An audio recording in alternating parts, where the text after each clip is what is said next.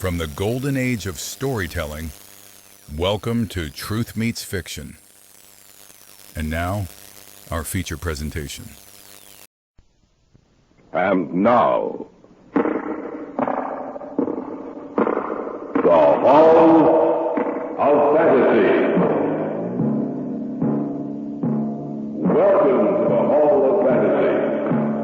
Welcome to the series of radio dramas dedicated to the supernatural, the unusual, and the unknown. Come with me, my friends. We shall descend to the world of the unknown and forbidden, down to the depths where the veil of time is lifted, and the supernatural reigns as king. Come with me and listen to the tale of He Who Follows Me. The Death That Walks? Well, how did he come to get that name?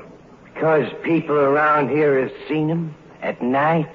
But he's dead. That's right, he's dead. And they've seen him walking. This must be their imagination. It ain't their imaginations, I know. I've seen him myself. What are you trying to do? Frighten us? I ain't trying to frighten you none. I don't have to. He'll frighten you. Old Mr. Thomas, the death that walks. Because he'll come for you. He'll come for you.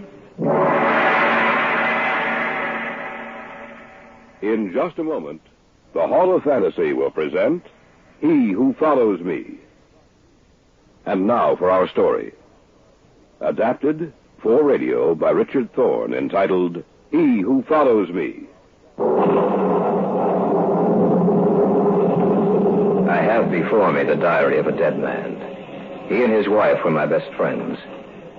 The words he's written down tell a tale so fantastic it's almost impossible to believe. Yet I know that Bill and Helen Mason lived the last few months of their lives in dread fear of the slow steps that followed them. It is late evening as I read his words. I have come to their house, now so empty, and sit in the large, overstuffed leather chair in the library. Outside, rain pummels against the side of the house. The wind blows the fall leaves from the trees, and the sound of thunder gives vent to the anger of the storm. There's something in the house. A tension. A fear, perhaps. I feel almost as if unseen eyes were watching me. As if someone is here with me. Here in this room.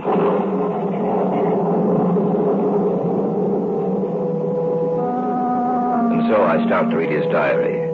Living words from the pen of a man who sleeps forever. March 3rd. Today, Helen and I came across one of those delightful old southern mansions. We decided to stop and make a study of the place. And Helen was especially interested in taking some color pictures to illustrate our lecture series in the fall. Well, I guess no one will mind if we take a look around the place. No, I'm sure they wouldn't. Oh, it's a shame that whoever owns the house and grounds let the place run down this way. It must have been beautiful in its day. I imagine it was, Helen. The house could still be saved, renovated. Beautiful place. Oh, wait a minute. I'd like to get a shot from here. If that turns out, it'll make a nice picture. Helen? Mm-hmm. I wonder what that building is over there. Where? Right over there, just in back of the house. Oh, well, no one's to stop us. Why don't we take a look? All right, let's do. Can't understand why anyone would let the grounds and house deteriorate so. Well, it must have cost a lot of money to run a place as large as this, darling. The real estate office probably couldn't find a buyer. You're probably right. I noticed the other building doesn't seem to be so run down. No. It's in remarkably fine condition. It must have been built a lot later than the house. It seems to be made of stone. Gray I stone. wonder what it's used for. Don't know.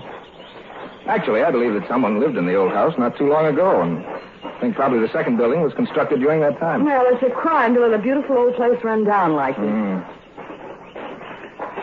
Well, here we are. Bill, Yes, dear? it doesn't have any windows. Yes, I noticed that. Seems rather strange. Oh, well, maybe it was used for a storehouse. Oh, look at the door. Well, what's the matter with it? I think the lock's broken. You're right. Why don't we take a look inside? All right. The lock's all rusted through. There. Yeah, that does it. And now to see what's inside. Well, there might not be any windows, but there's a skylight that lets in the sun. Come on, let's go in. All right. Ooh, it's so cold in here. So I noticed. Helen, What's that in the center of the floor? that's just what I was going to say. This isn't a storehouse by any stretch of the imagination. It's a mausoleum. That thing in the center of the floor is a sarcophagus. Stone coffin. There's nothing else in here. Just that thing in the center. And yet I feel as if it's crowded. As if there are things here that we can't see. That's nonsense, darling.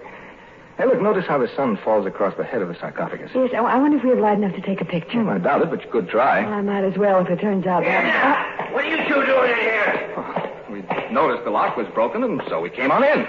You shouldn't have done that. Why not? We didn't do any harm. I'm sure of that, but he won't like it. Who won't like it?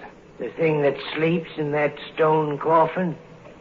What are you talking about? Just what I said. You didn't notice the writing over the door when you came in, did you? What writing? You didn't notice it then. That's a shame. Because you didn't know what you was getting into. Getting into? Look, I'm sorry, but I just don't understand. We didn't hurt anything. We're not intending to steal anything. Well, that don't make no difference. He doesn't care what your reasons were.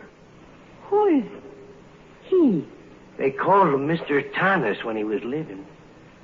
They call him the Death that Walks, now that he's dead. The Death that Walks? How did he come to get that name? Because people around here have seen him at night. But he's dead. That's right, he's dead.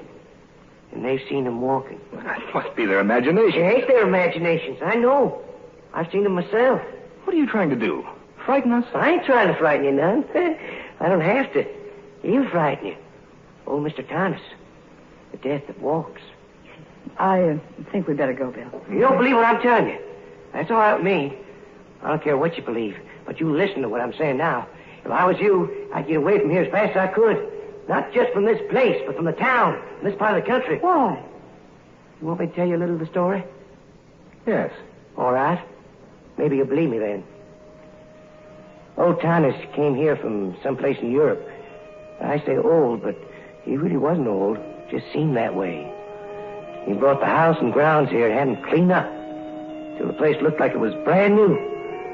And he started building this here building. There's something funny about Thomas, something in his eyes that made you frightened of him.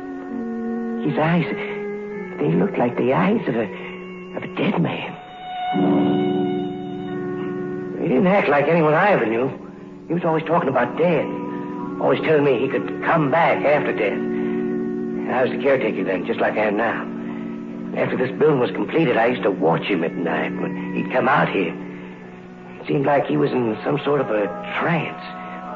He'd stay out here for hours. And when he'd come back to the house, his eyes would glisten and shine, so you couldn't hardly look at him. A week before he died, he told me that as long as I lived, I was to take care of this place. Because if I didn't, he'd come back and kill me.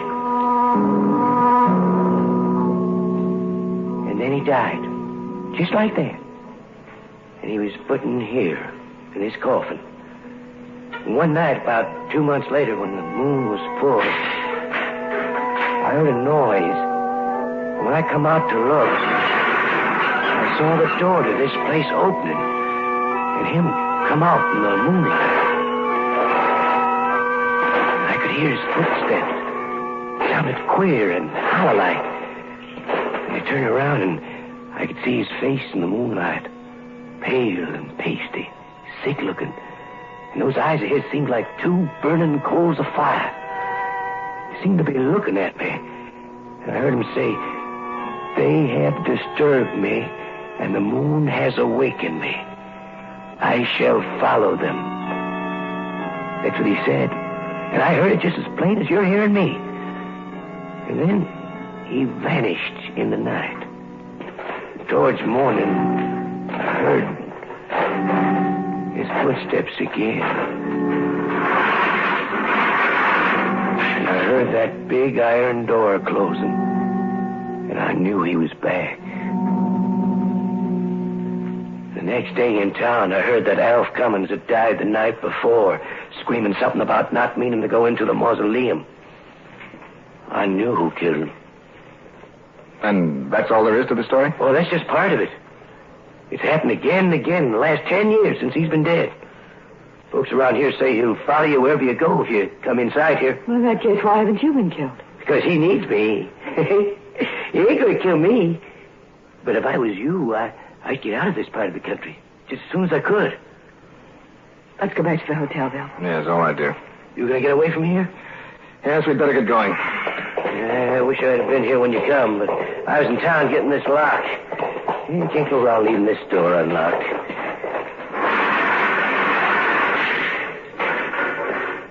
Yes, that ought to satisfy him.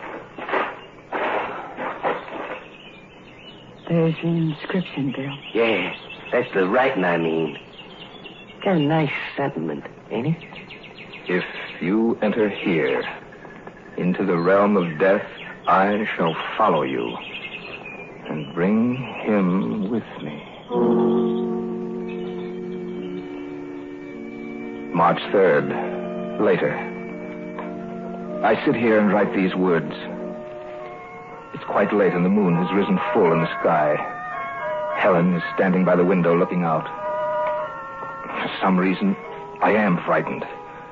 And yet I know that a few months from now I shall only laugh at the memory of my fright.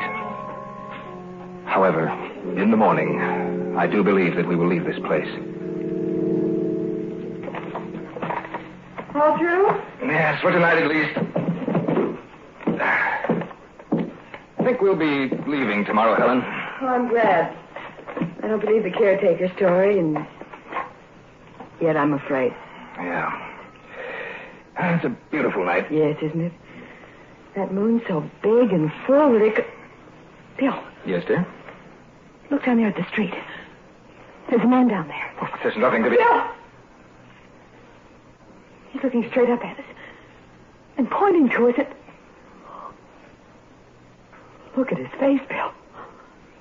Look at his face. Pale, pasty looking. And his eyes like two burning coals of fire. Back now to our story, adapted especially for radio by Richard Thorne, entitled He Who Follows Me.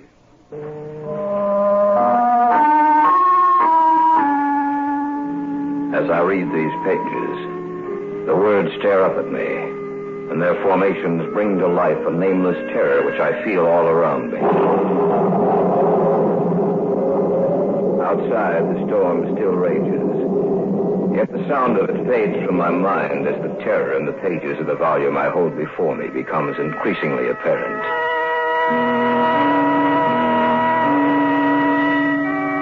March 3rd. Still later. The man down in the street, whomever he was, left after about 10 minutes. He has given us quite a fright. Where I felt any doubts as to whether or not we should leave this place, they've all been dispelled now. Helen has just gone to bed. I think I shall do the same. If we're going to leave in the morning, you'd better get to sleep, Bill. I want to get out of here as soon as I can. Yes, I was just coming to bed, Helen. That man we saw... Yes? It might be only coincidence. Do you really believe that, Helen, or are you trying to talk yourself into it? I guess I'm trying to rationalize it. And I'm afraid I'm not doing a very good job of it. I don't know what to believe. It could be coincidence, but somehow I'm afraid it isn't. Then you think that... Maybe. No, don't worry about it, Helen. By tomorrow we'll be several hundred miles from here. And I doubt if whomever it was will follow us. No. They sound just like the steps the caretaker described to us. Yes, but we saw him walk away. Isn't Billy's in the room upstairs? Well, it's probably someone else. It's not, I know it's not. All right. Just a minute. I'll call the desk. This is William Mason in 316. Can you tell me who has the room directly above mine? Clerk's going to check. Yes? Oh, I see. No, thank you very much. What did the clerk say? The room directly above ours is unoccupied.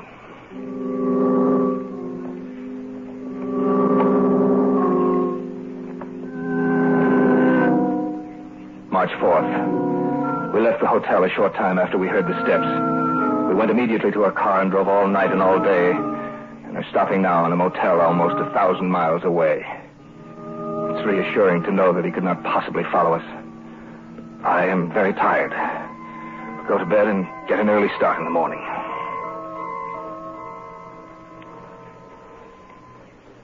Helen, you asleep? No. What are you thinking about? The words that were written above the mausoleum door. If you enter here into the realm of death, I shall follow you and bring him with me.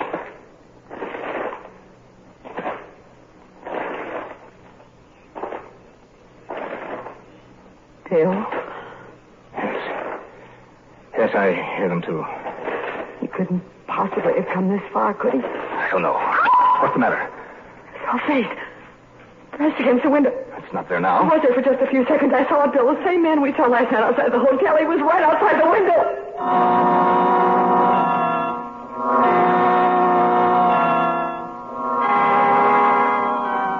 March 5th.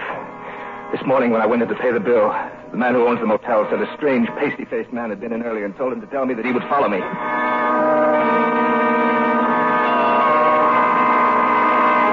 March 11th. It's impossible to get any material together that'll help me in my work. Everywhere we go, he's there also. March 16th. Yeah, Mr. Mason, this guy said it was all right for you to go on ahead because he was going to follow you. March 22nd. No, he didn't leave a name. He just said that he'd be in touch with you. April 7th. Never saw anyone who looked like that before. Is he a friend of yours, Mr. Mason? April 18th. He said he'd follow you. April 29th. Told me to say he'd follow you. May 15th. Follow you? Follow you. Follow you. Follow you. Follow you. Follow you. No! I can't stand it. I can't stand it.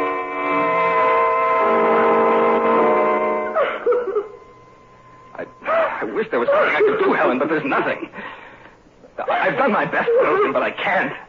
Oh, we go home, Bill. So if we go home, it'll be the same thing. Maybe it won't, but I can't stand this anymore. All right, darling. We'll leave for home right away.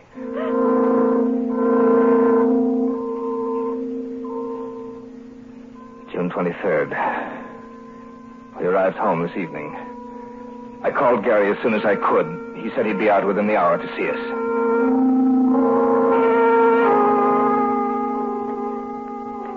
He wasn't able to help us in any way. I really didn't expect any help. I was hoping that he might be able to offer some concrete suggestion as to what to do. However, last night was the first night in months that we haven't been aware of his presence. Maybe Helen is right. Perhaps he won't follow us here. Back now to our story, adapted especially for radio by Richard Thorne, entitled He Who Follows Me. July 3rd. We've not seen or heard anything unusual since we first came home. I feel as a man might feel who has been given a new lease on life.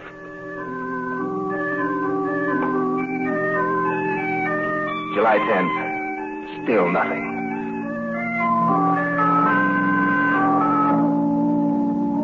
August 19th. For the past 2 months, a feeling of peace and security has enveloped the house. Helen and I have been able to go around with no sense of danger nor of dread. But last night, that feeling was shattered. Gary had come out for dinner. It was almost 10 o'clock. Well, it's about time for me to get along. Oh, it's only 10, Gary. Sure you don't have to go so soon. I'm afraid I must, Helen. Tomorrow's a working day for me. I thought I might be able to get you into a game of chess. Oh, some other time, Bill. Well, next time, don't stay away so long. Don't worry. I think we ought to... Tell me, it's someone upstairs? No. Listen. He's back. Who's back? The man we told you about. Those are his footsteps. I'd know them anywhere. I should. I've heard them enough. What are you going to do? Look, will you come upstairs with me, Gary? Yes, of course. You stay here, Helen. Don't go up there, Bill. Don't let him, Gary. No, Helen. This time I'm going to meet him face to face. Then I'm going with you. No, you're not. You're going to stay right here. You ready, Gary? Yes. Okay, let's go. Be careful. As careful as we can. If he is up there, what are you going to do? I don't know. We'll find that out when the time comes. Those steps came from the guest room. I don't hear anything. Well, let's see if he's in there. Stand back, Gary. I'm going to open the door. Right. It's empty. There's no one in here. But I heard someone up here. Yes, he was here, but he's gone. I can feel it when he's near me. I know that... Come on. Helen! Helen, where are you? Helen! There she is. In the front room. Helen. What's the matter, Helen? Helen, answer me. She can't, Bill. She's sitting there with her eyes wide open. She's dead.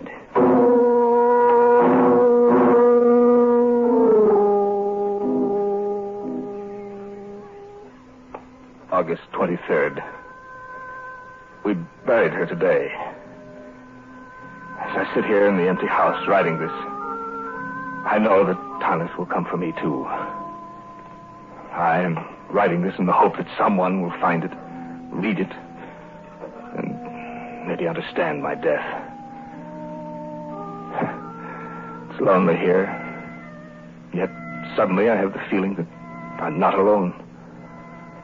Someone is here with me.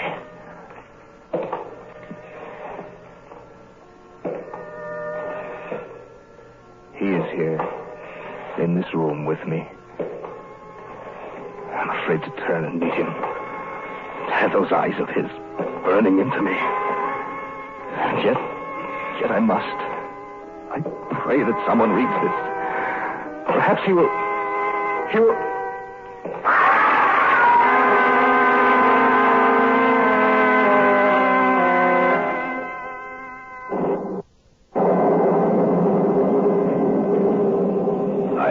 Read the manuscript in full. The August 23rd entry was the last he ever made. The feeling of creeping horror that runs through the pages has imparted itself to me. And I sense that someone is here with me. Of course, I realize that it's only my imagination. But I can't shake that feeling.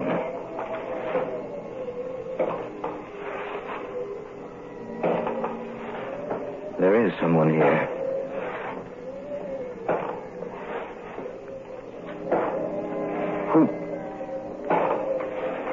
Who are you? Who do you think I am?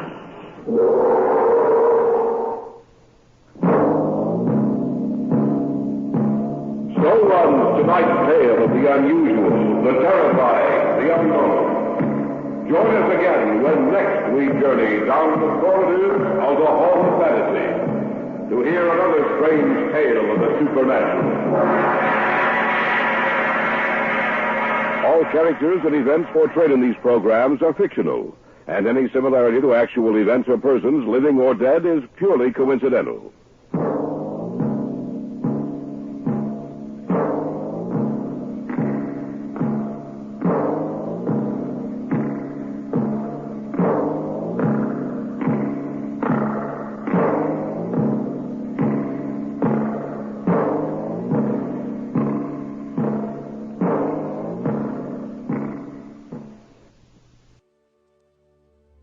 You've been listening to Truth Meets Fiction. Until next time, keep a light in the window and a story in your heart. Good night.